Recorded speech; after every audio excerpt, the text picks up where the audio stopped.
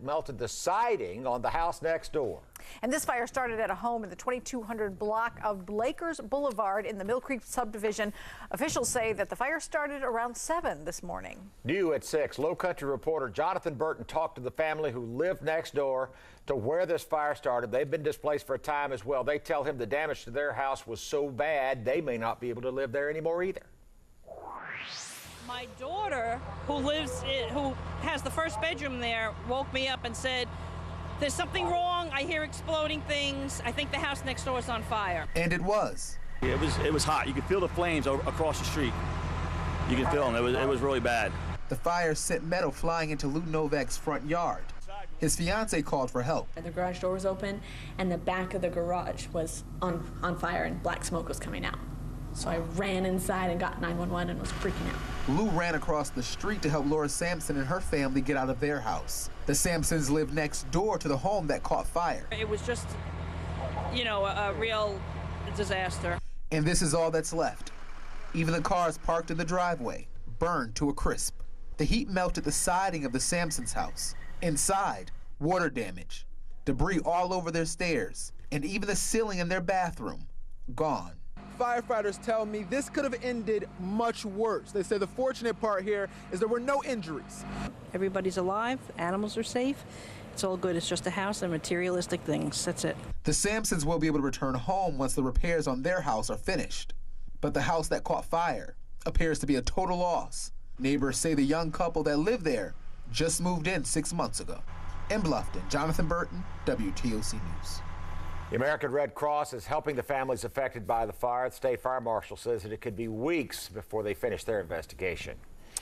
Well, in Hampton County, other authorities in the Low Country have arrested a man in connection with a fire that destroyed an apartment building in Varnville, South Carolina over the weekend.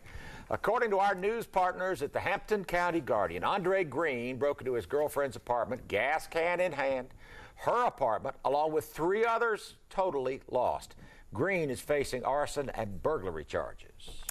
New at 6, a grand jury has indicted a Savannah man for murder and other charges in the triple shooting at Eagle and Richard Street. That was back in May. 22-year-old Mark Allen Atkins Jr. is accused of shooting and killing 24-year-old Frederick Early and wounding 2 women. New details about a SWAT situation on Savannah's South Side today. Police say that it was a continuation of their all-hands-on-deck operation. They say an ongoing investigation in the Central Precinct led them to this apartment on Woodhouse Lane off Middle Ground Road. 4 people were taken away, and police say at least 2 of them will be charged. Yes, we recovered some drugs. Right now we're still investigating, still searching the house in reference to some weapons, and we think they're inside. You might remember we told you last Wednesday SWAT was called to the same apartment complex after a woman made a false report about a man being inside one of those units with a gun.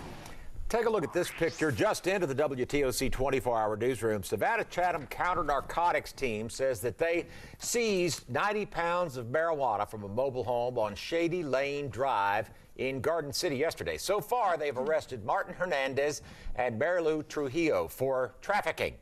They say that the marijuana had an estimated street value of upwards to $115,000. New at 6, civilian employees at our local military bases are happy to have fewer unpaid days off. A 20% pay cut through the end of September's been canceled. But WTOC's Alyssa Hyman found out they're still worried about next year's paychecks. Well, I spoke to civilian employees who tell me they're relieved to know that they'll only have to take 6 furlough days instead of 11. But many are still concerned with what next year will bring. Civilian employees like Garrison Executive Officer Travis Mobley are excited to hear that the 20% pay cut they took during the month of July will not last through the end of August. It's been a challenge across the board for all of our civilians as well as the soldiers that we support. And the news that we received today is going to definitely benefit everybody in general, and the civilian workforce will be happy. Wednesday at the weekly staff meeting, Garrison Commander Colonel Kevin Gregory told his staff that through savings and reprogramming funds, the Department of Defense was able to reduce the furloughs. But civilian employees say they're still worried about next year. And looking in 2014, I think we have to be realistic and have expectations that we will see cuts in the future. And we have to go ahead and start planning now personally as well as professionally. Originally, the furloughs were scheduled to end at the end of September, but now they will end next week. On Fort Stewart, Alyssa Hyman, WTOC News. More than 100 soldiers will soon be reunited with their loved ones. A homecoming ceremony happening right now at Hunter Army Airfield. Another one coming up a little later at Fort Stewart, but we're going to Hunter now with WTOC's Don Lagata. A lot of anxious family members there, no doubt. Yeah, they have 110 soldiers they're going to be welcoming home shortly, and you have them all filing in right now, family and friends lining both sides of this hangar, many bringing their own signs. In just a little while, we know that the soldiers have processed, they've landed, they're in that processing right now, and then they will come in a bus, and these doors here will close, they will reopen, and they will be given a round of applause and obviously a warm welcome home. And then for 30 seconds we are told they'll be greeted by their corporal, and then there will be the Pledge of Allegiance, and then the Dog-Faced Soldier song, and then everybody can get together. And a lot of people are going to be meeting their family members for the first time. Some of these soldiers, right here, there's a sign, "Can't wait to meet you, Daddy."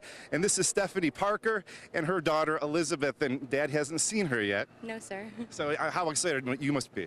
I'm very excited. I think I'm a little more nervous than excited. Yeah, but he's going to be home safe, so that's a good thing. That's fabulous. Yeah, and a lot of people very happy about that. So, Sonny, 110 here and 160 on Fort Stewart. So a big night for many of these military families. It's going to be wonderful. I tell you, I talked to General Abrams the other day. He talked about these 3rd Combat Aviation Brigade soldiers who, aside from combat, they took a hailstorm hit at Kandahar at Regional Command South, and they got 84 helicopters fixed that were unflyable within 3 weeks. These are the guys who are coming home tonight. These are the guys who did all of that, and this is even more special for them because they're coming home safe and sound. Amen. Thanks very much. Don Lagata, look forward to it.